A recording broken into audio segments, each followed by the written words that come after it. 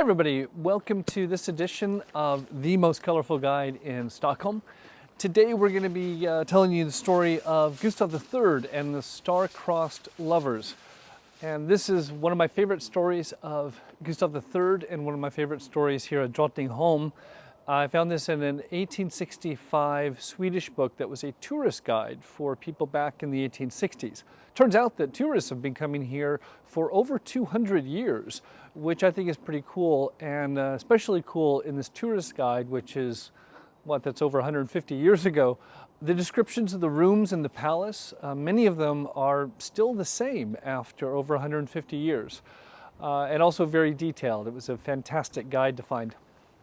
So our story today is based on something from the memoirs of a courtier who lived during the Gustavian court era, that's 1771 to 1792, under the reign of King Gustav III.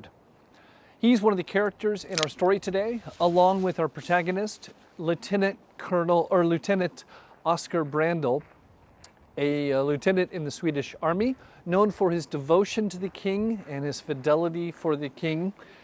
And also we have FREDRIQUE von R, and she was a maid of honor in the court, the paramour of Lieutenant BRANDEL, and the king's brother, Prince Adolf Frederick.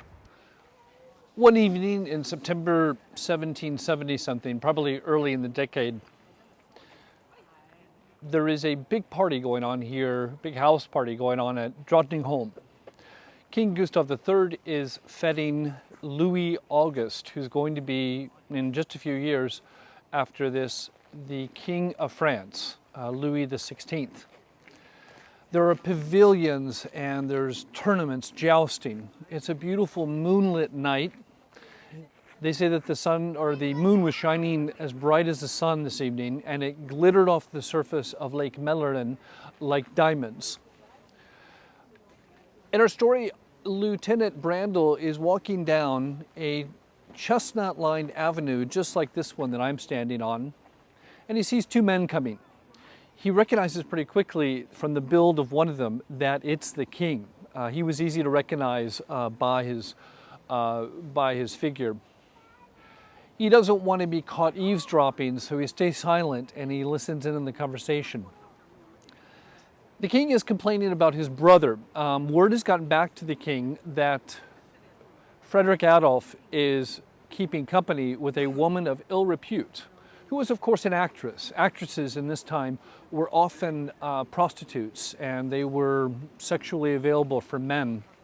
She's here with a dancing troupe, also some acrobats, and they're staying in a house over by the French Gardens, the Baroque Gardens, and this place is known as a bordello. King Gustav III is very concerned about his honor, about the reputation of the royal family, and he is very bothered by the fact that his brother is at this building. He decides that he's going to go there despite the fact that his companion really objects.